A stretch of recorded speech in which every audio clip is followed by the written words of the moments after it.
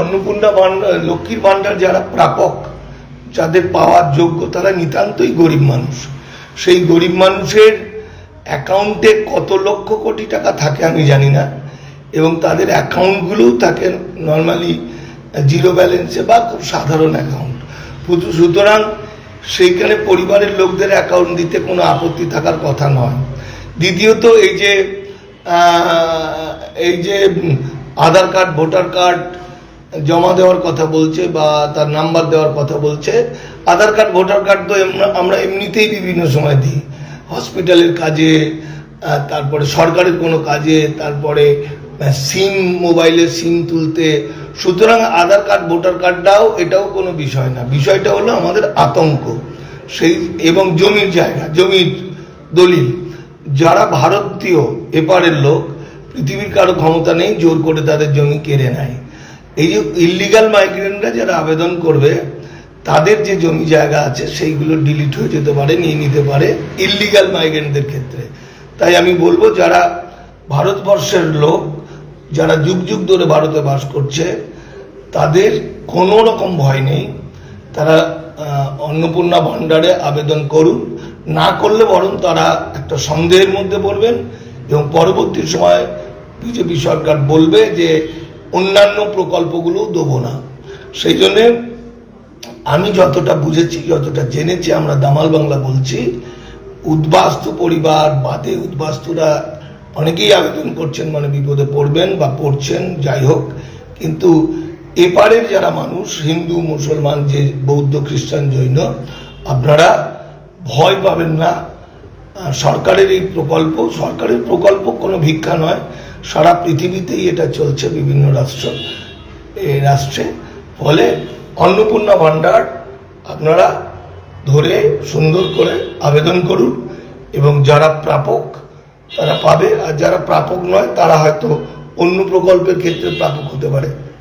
যাই হোক, আমি এখানেই শেষ করছি। আমি এখন একটা উপন্যাস লেখা বা বই লেখার কাজে ব্যস্ত আছি কদিন।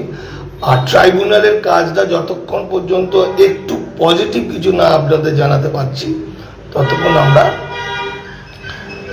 আপনাদের কাছে আসতে চাইনি। ভালো খবর হলেই আসবো। এছাড়া ইন্ডিভিজুয়াল কেউ আমাকে ফোন করছে, আমি সচেতন করছি কাগজপত্র রেডি করে রাখার জন্য। আলটিমেট আমাদের ট্রাইব্যুনাল হোক আর যাই হোক, রক্ষা হবে।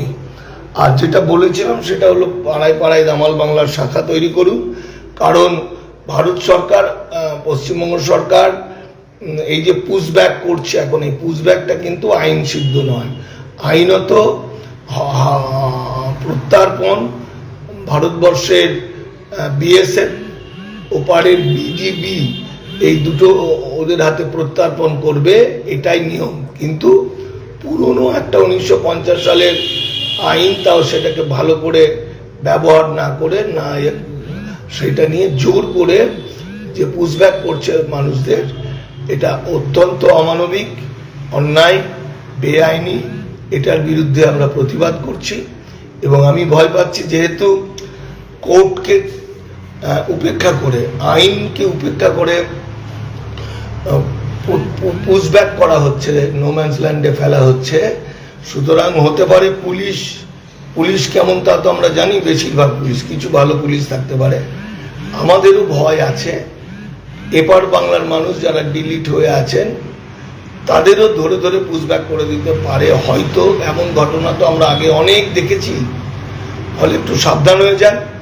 দামাল বাংলার সৈকতের সঙ্গে যোগাযোগ করুন, সৈকতের সঙ্গে কথা বলে দামাল বাংলার শাখা তৈরি করুন। আর যেভাবে আমরা বলেছি, ডিলিট হয়ে যাওয়ার সমস্ত মানুষের নাম লিখুন মেম্বার হয়ে।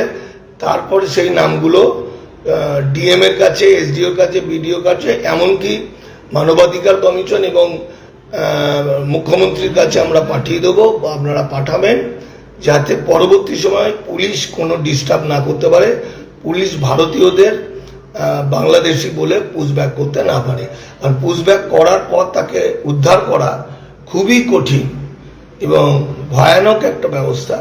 তাই আপনারা ভয় না পেয়ে নিজেরা সচেতন হন, একত্রিত হন এবং গার্ড দিয়ে রাখুন, যাতে আপনার এলাকার দলিত, আপনার এলাকার মানুষ যারা ডিলিট হয়ে গেছে তাদেরকে, অথচ ভারতীয় তাদেরকে জোর করে নিয়ে যেতে না পারে। আর ওপার বাংলা আইনত যারা বেনাগরিক তাদের হয়ে আমরা এখন কিছু বলতে চাইছি না, কারণ আইনের শাসন প্রতিষ্ঠা করতে চাই।